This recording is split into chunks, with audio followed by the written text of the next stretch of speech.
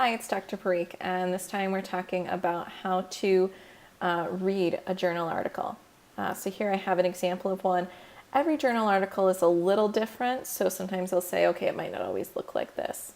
So up top you have your title. Usually the first page of a journal article has all the information you would need to write up the reference. So it has the title, the authors, up here up top there's the year, there's the journal volume. This one is like a 2-number issue, so you would just put in parentheses 3-4. And then it also tells you the pages 1 through 8. Sometimes they don't tell you the pages. Sometimes you have to actually look at the page numbers. So here it just happens that this is actually the first page of the journal. It would kind of freak me out if I just saw that. I would probably check it in crossref.org. And then this one tells you down at the bottom what the DOI is. So you can copy and paste it even. Or you can see it's an active link. My mouse wants to click it. So it gives you the basic information, it gives you some keywords, and then it goes into the abstract. So the abstract is always kind of first and set apart. It's meant to be standalone, so you should be able to read just the abstract without reading the rest of the article and get a good sense of what the article is about. It usually tells you who was in the study, and it tells you some of the main findings. Sometimes it'll tell you some limitations or future directions. And then it's usually the beginning. So in an empirical article, we call the literature review section the introduction. So they're not always labeled with a heading like this. So it starts with some background information, and then it starts going into the actual studies.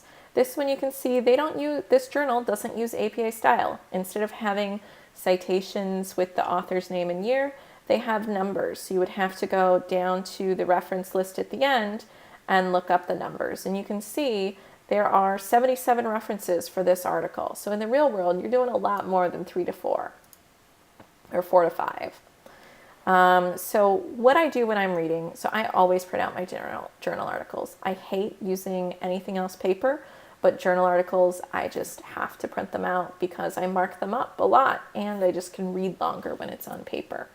So I mark the margins, I underline keywords. If you're tight on time or just doing kind of a first read through, you can start by reading the first sentence of every paragraph, and that topic sentence should give you a good sense of the main point of that paragraph.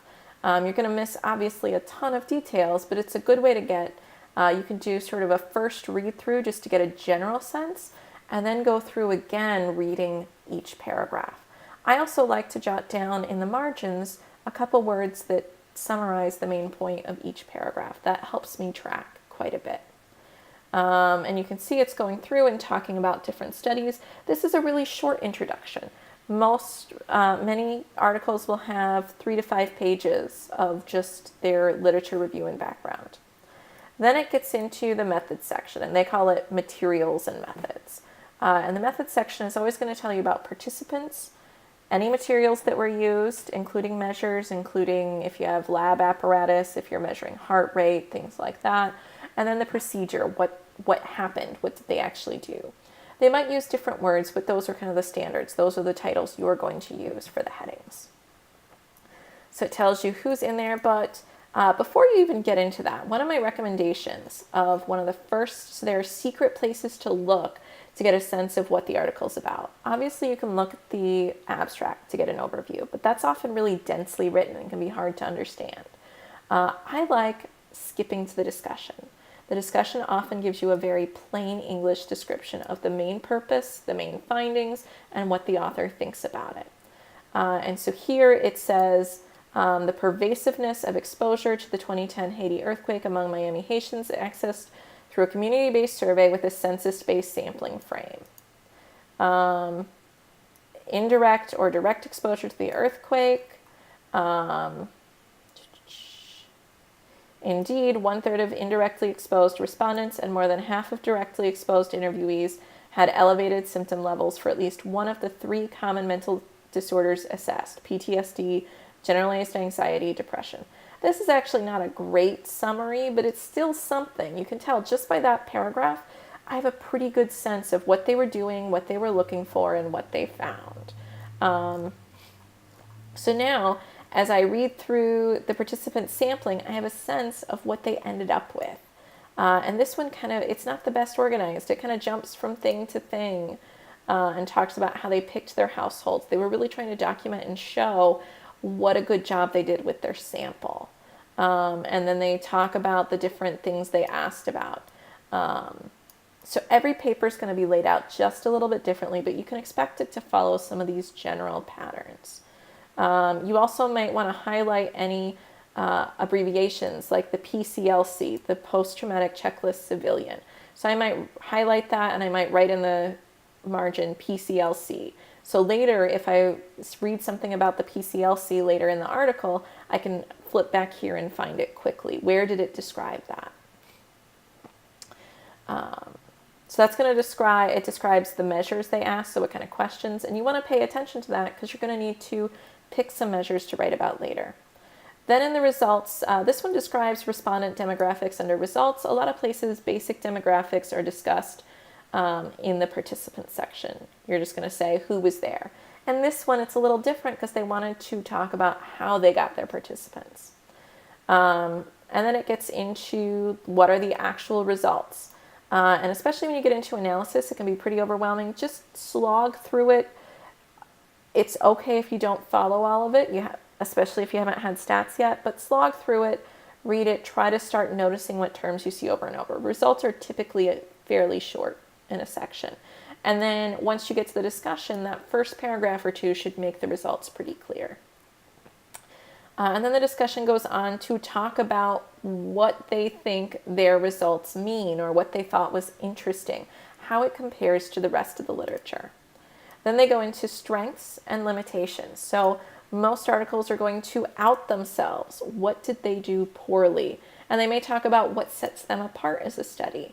And then they'll often have a conclusion, some sort of take-home message. The conclusion is another great place to look right at the beginning to get a sense of what are they really trying to say here. And finally are the references. These are really important because these are a great place to find other related articles. And you can find the title. Let's say I want to do this. Now I can go actually to the library's website. If I just go to the library's homepage, I can just type the title into the search bar and it'll probably come up. Let's see. It's exciting. We'll see what happens. Ta-da! It's right there. And I can see, I can look at it. It doesn't look like we have, so some of them say full text online. That means you can access the article right now. This one, I can only look at the citation. Let me see. But I can request it. And this is the interlibrary loan. So you would type in your username and password. And then you can actually say, I would like this, and check to make sure that this is pretty well filled out. If it's your first time, you may have to set some things up. But I love our interlibrary loan and do it a lot. So that is how you read a peer-reviewed journal article. If you don't see it talking about data collection, about how it got participants, it's okay if it's historical, like if they looked at actual US Census records or patient records from a hospital, that's okay as long as there were people and data collected. If you don't see where their people are or the animals or whatever, that might be a problem. You should probably talk to me about it because it may not be an empirical article and that's what you need for this paper. Thanks. Bye.